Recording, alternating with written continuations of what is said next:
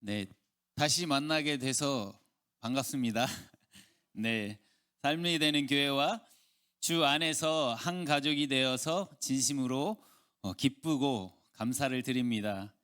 앞으로 시간이 허락하는 대로 하나님의 말씀을 나누고 또 서로 격려하고 기도하면서 하나님의 뜻을 이뤄 나갔으면 좋겠습니다.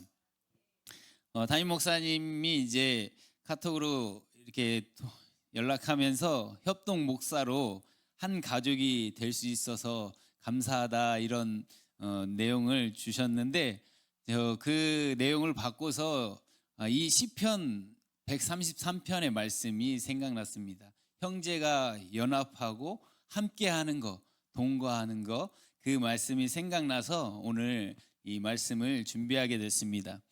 우리 한국 사회는 다양한 갈등이 존재하는 갈등 공화국이다 이렇게 평가받고 있습니다. 정치, 경제, 사회 여러 분야에서 이러한 현상이 나타나고 있는데 이러한 현상은 사회 통합을 가로막는 큰 걸림돌로 작용하고 있습니다. 주요 갈등으로는 이 세대 간의 갈등, 또 지역 간의 갈등, 계층 간의 갈등, 성별 갈등, 젠더 갈등이 있습니다. 세대 간의 갈등의 원인이 여러 가지 있지만 두 가지를 먼저 살펴보면 가치관에서 차이가 나는데요.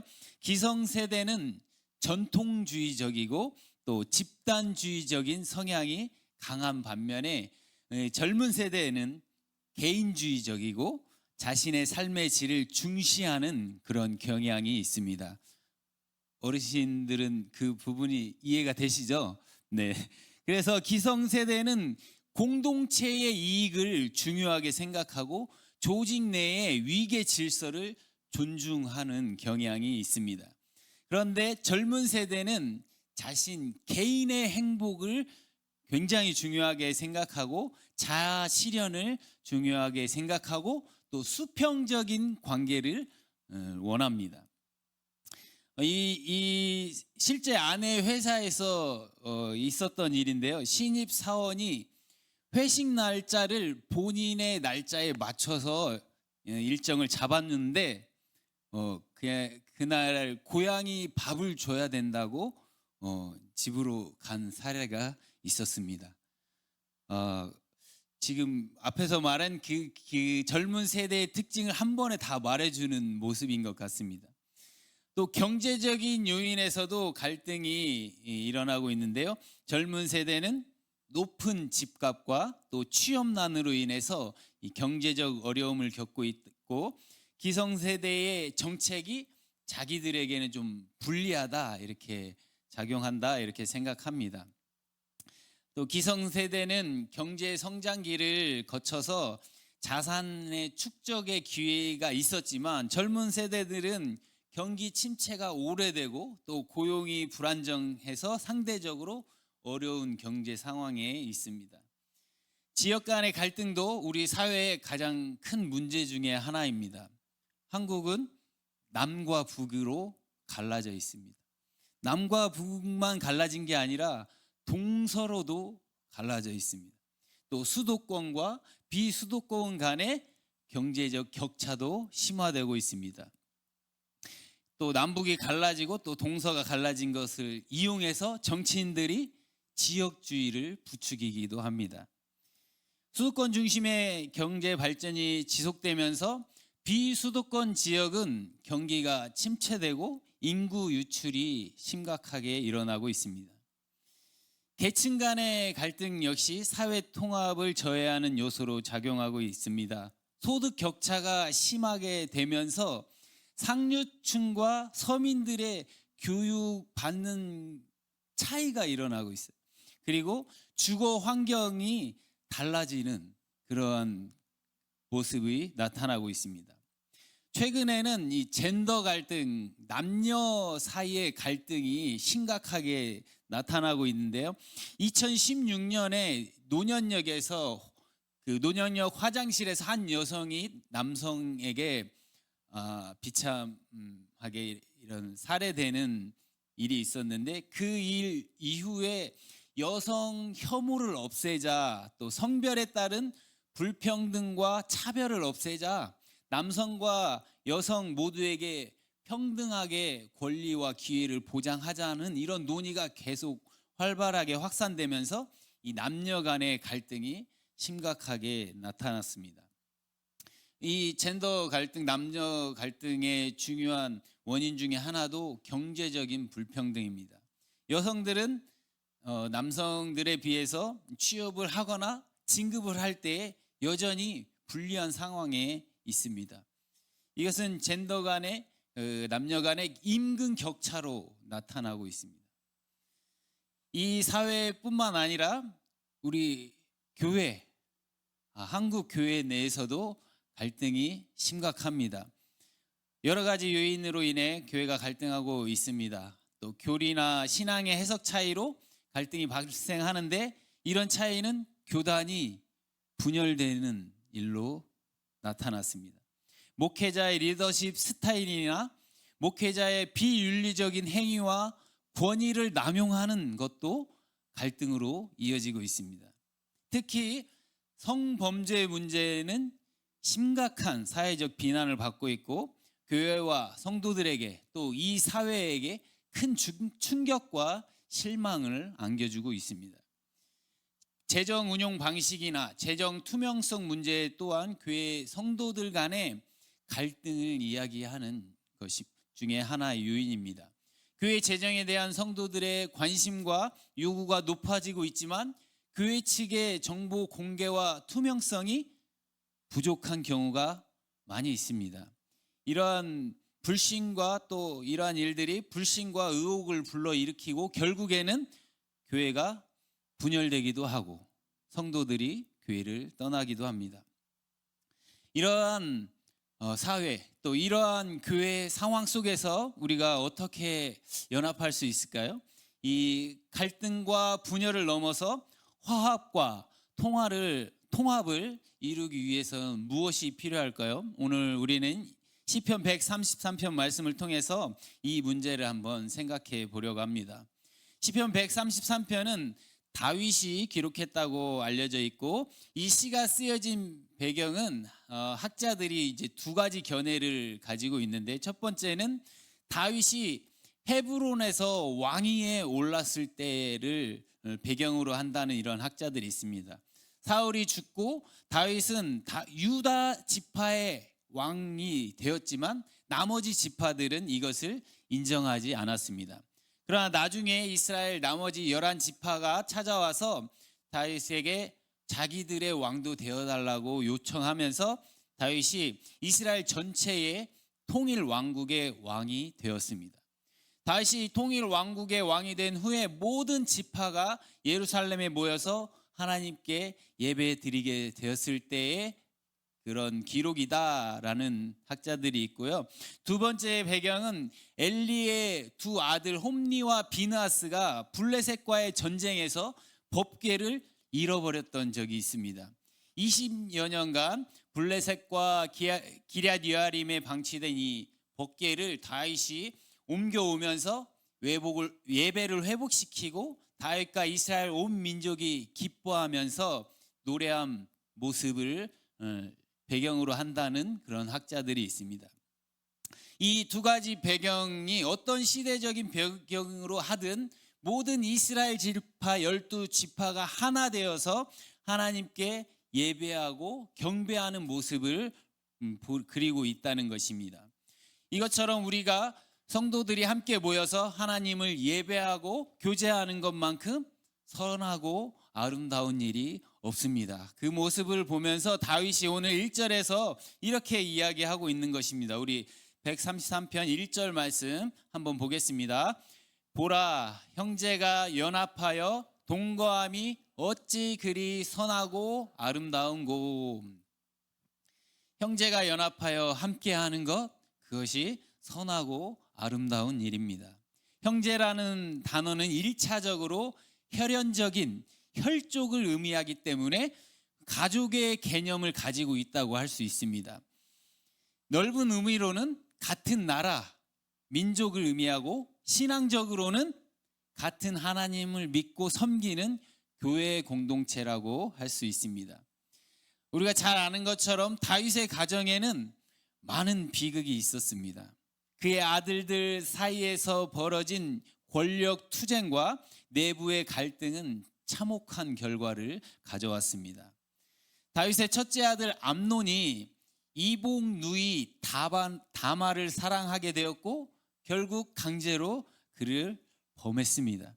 그 사건은 다말에게 큰 상처를 주었고 가정에 피바람을 불게 했습니다.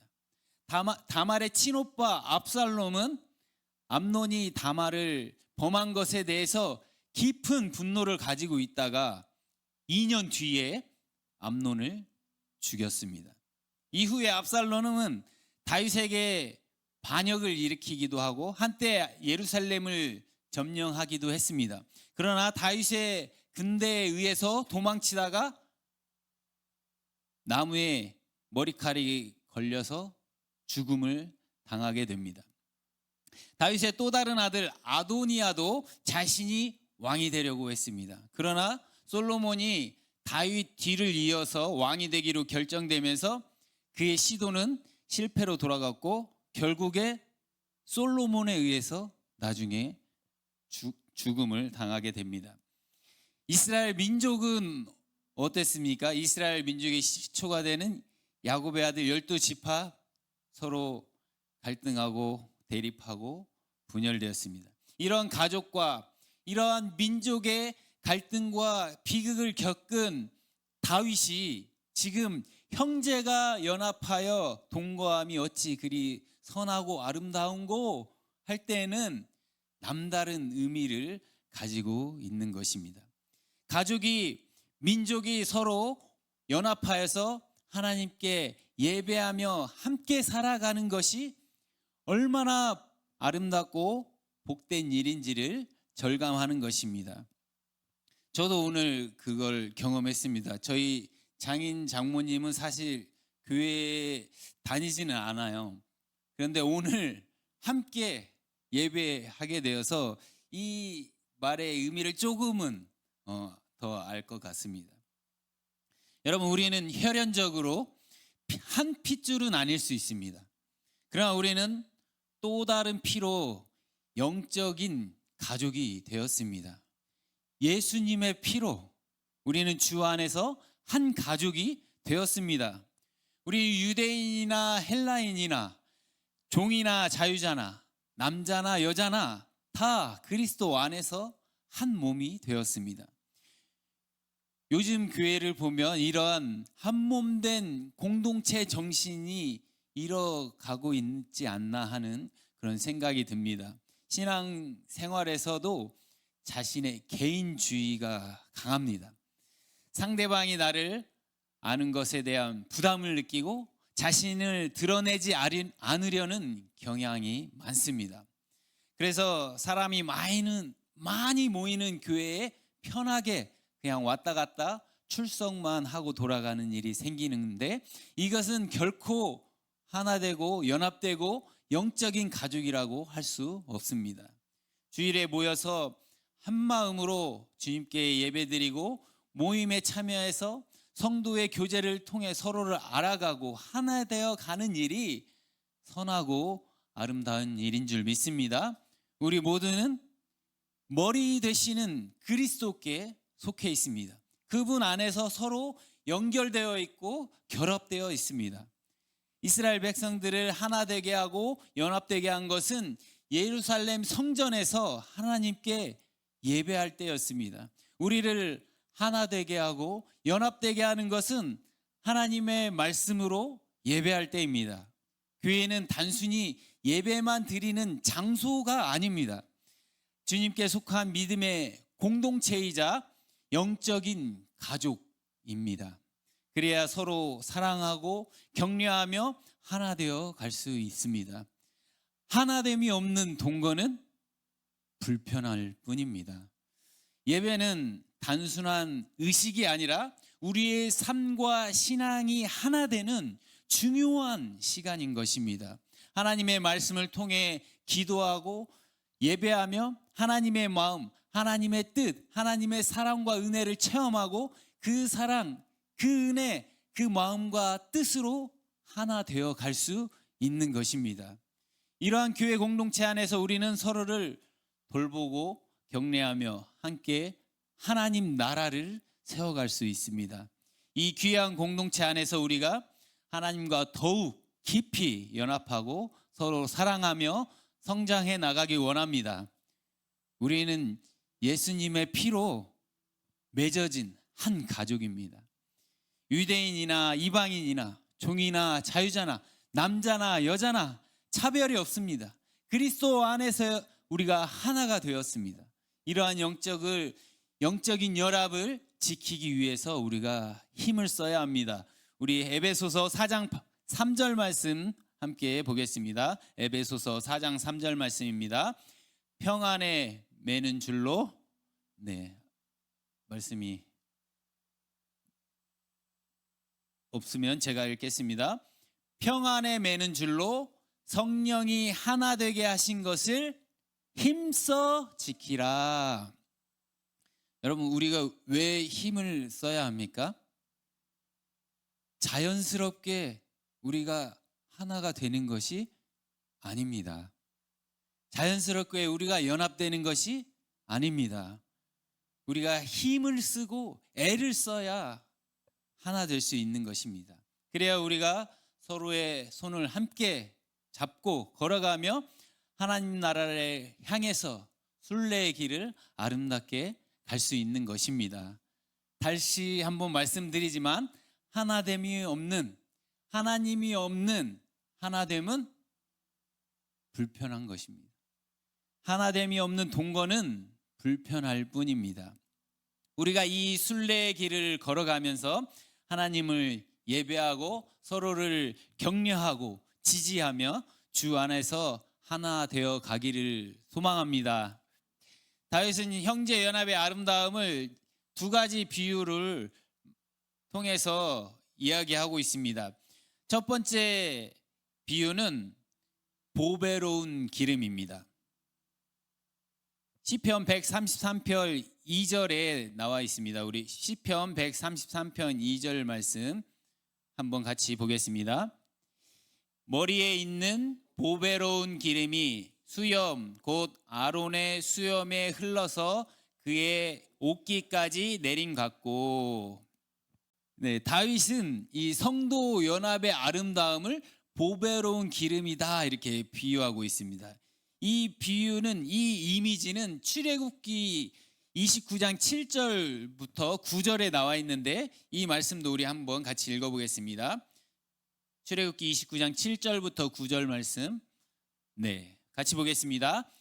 관유를 가져다가 그의 머리에 부어 바르고 그의 아들들을 데려다가 그들의 속옷을 입히고 아론과 그의 아들들에게 띠를 띄우며 관을 씌워 그들에게 제사장의 직분을 맡겨 영원한 규례가 되게 하라. 너는 이같이 아론과 그의 아들들에게 위임하여 거룩하게 할지니라. 아멘. 이 보배로운 기름, 굉장히 귀한 기름입니다. 아무나 그것을 제조하지도 못했고 아무데나 사용하지도 않았습니다. 이 기름은 제사장 세울 때 기름 붓는 일과 성소에서 성물을 구별할 때 사용했습니다.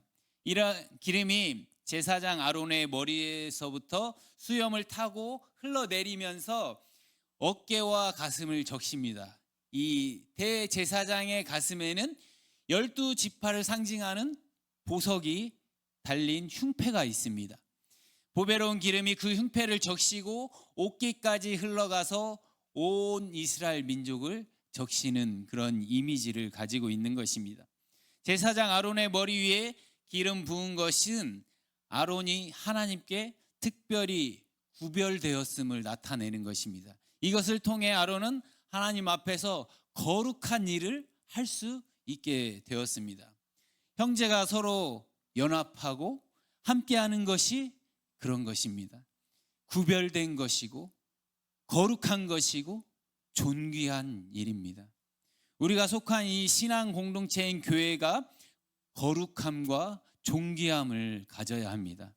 이스라엘 백성이 누리는 이 연합은 단지 공통 조상으로 아브라함을 둔 한 민족으로서 둔 그런 누리는 연합이 아니었습니다.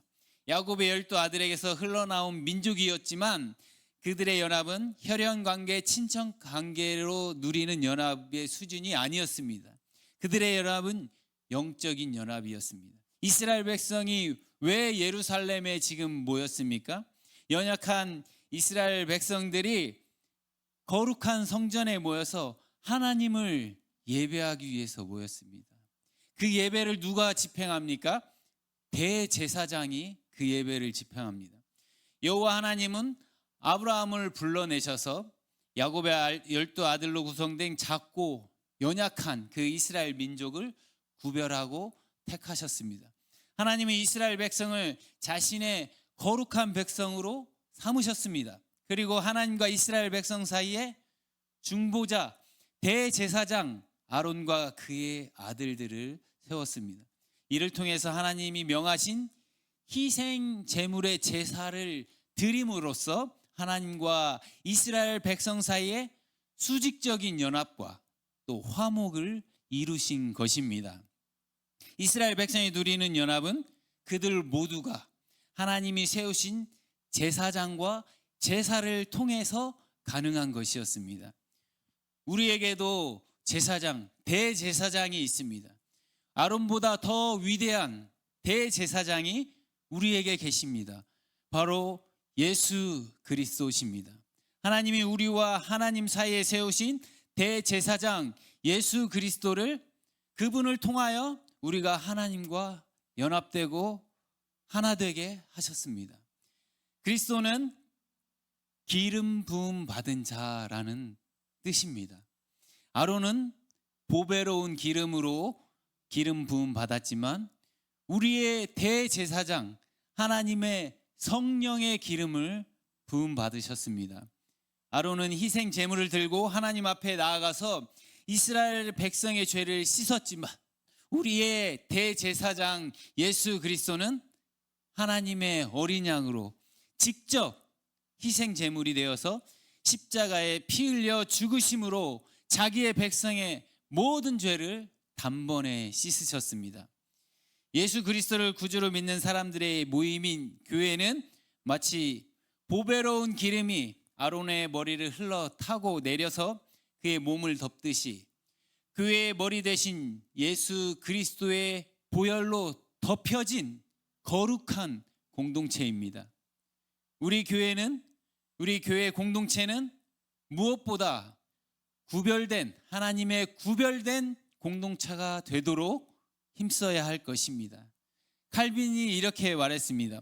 교회의 탁월함은 교인 수의 많고 적음에 있는 것이 아니라 순결함에 있다, 거룩함에 있다, 이렇게 말했습니다. 여러분, 생명은 거룩함과 함께 가는 것입니다. 우리가 하나님의 거룩한 백성으로 살아갈 때 우리의 신앙과 삶은 진정한 생명력을 가질 수 있는 것입니다. 우리는 우리 자신의 거룩함에 대해서 관심을 가져야 합니다. 그래야 교회에서 거룩한 연합을 하고 거룩한 동거를 할 수 있습니다. 거룩한 연합이 아니고 거룩한 동거가 아닌 것은 죽음입니다.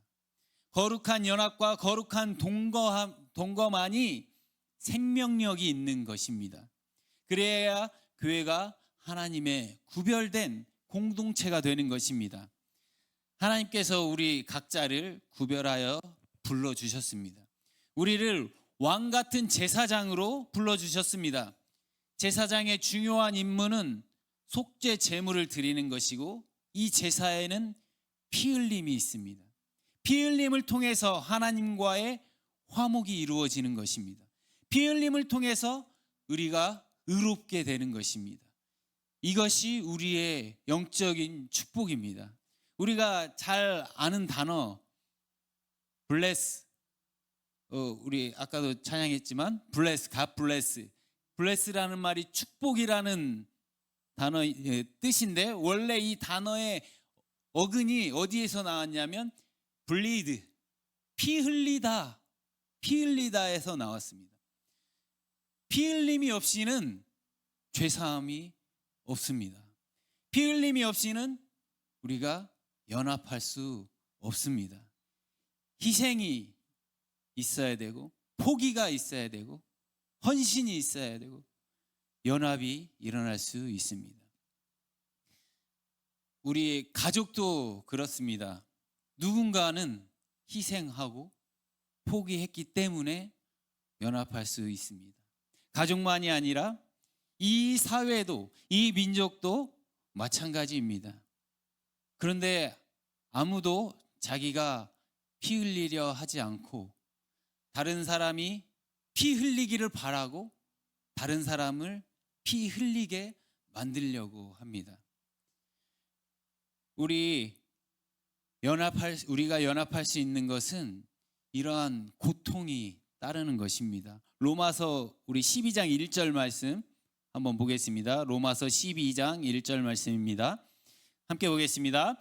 그러므로 형제들아, 내가 하나님의 모든 자비하심으로 너희를 권하노니 너희 몸을 하나님이 기뻐하시는 거룩한 산 제물로 드리라.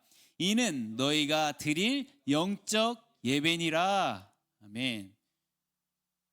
여러분, 하나님이 기뻐하시는 산 제물이 우리가 되어야 합니다. 우리가 산 제물이 되어서 연합하려면 피 흘리는 그런 고통이 있는 것입니다. 피 흘리는 그런 고통이 있지만 가장 고귀하고 가장 값진 일입니다. 이 보배로운 기름은 값질 뿐만 아니라 가장 향기가 나는 것입니다. 연합하고 동거하는 것이 가장 값진 것이고 가장 향기로운 것입니다. 그런데 이 동거가 쉽지 않습니다. 같은 집에서 자라고 그 가족들과도 연합하기가 어려운데 서로 다른 환경에서 자랐고 다른 생각을 가지고 살았는데 결코 쉬울 리가 없습니다. 서로 다른 생각을 가진 사람들이 하나 되고 연합하여 생활한다는 것은 값이 지불되는 것입니다. 대가가 지불되는 것입니다. 희생하고 포기하고 고난이 따르는 것입니다. 그래야 그곳에 생명의 향기가 피어나는 것입니다. 여러분, 그것이 예배입니다. 그것이 영적 예배입니다. 그것이 산 제물이 되는 것입니다. 오늘 우리 옆에 있는 분들에게 오늘도 이렇게 한번 이야기해 주시면 좋겠습니다. 당신에게서 향기가 납니다. 네. 당신에게서 향기가 났으면 좋겠습니다. 네. 우리 교회에서 또 썩어 문드러진 그런 죽음의 향기가 아니고 생명의 향기가 나기를 원합니다. 우리의 가정, 교회, 직장 가운데 그런 희생과 포기와 고난이 따르더라도 산 제물이 되어서 대가를 지불하고 값진 향기 낼 수 있기를 소망합니다. 형제 연합의 아름다움을 다윗은 3절에서 헐몬산의 이슬이 시온 산들의 내림 같다 이렇게 표현하고 있습니다. 우리 시편 133편 3절 말씀도 보겠습니다. 헐몬의 이슬이 시온의 산들의 내림 같도다. 거기서 여호와께서 복을 명령하셨나니 곧 영생이로다. 아멘. 헐몬산은 이스라엘 북쪽에 위치한 가장 높은 산입니다. 이곳에는 풍부한 이슬로 유명하고 이 이슬은 마치 생명수의 수액처럼 이스라엘 척박한 땅을 적시고 생명력을 불어넣어 주는 것입니다.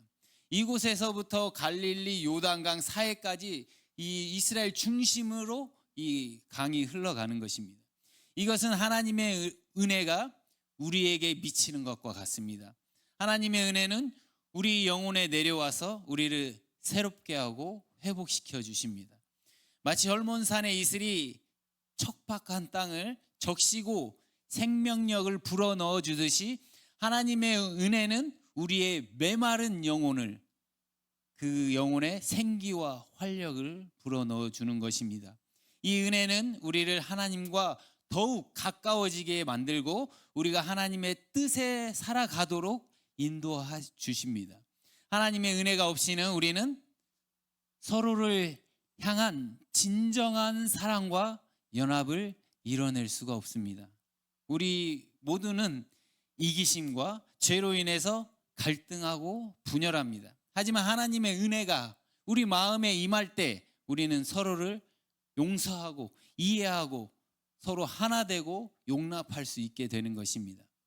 진정한 형제 연합은 하나님의 관계 위에 세워져야 하는 것입니다. 우리가 하나님을 믿고 그분의 말씀에 순종할 때 우리는 서로를 형제 자매로 인식하고 하나님의 사랑 안에서 서로 하나 되어 갈 수 있게 되는 것입니다. 이런 연합이 있는 곳에 여호와께서 복을 명령하셨는데 영생의 복을 허락하신다, 이렇게 말씀하고 있습니다. 헐몬산의 이슬이 단순한 자연 현상을 넘어서 영적인 의미를 가지고 있는 것입니다. 하나님의 은혜 안에서 이루어지는 형제 연합은 우리에게 영생의 소망을 가져다 주는 것입니다.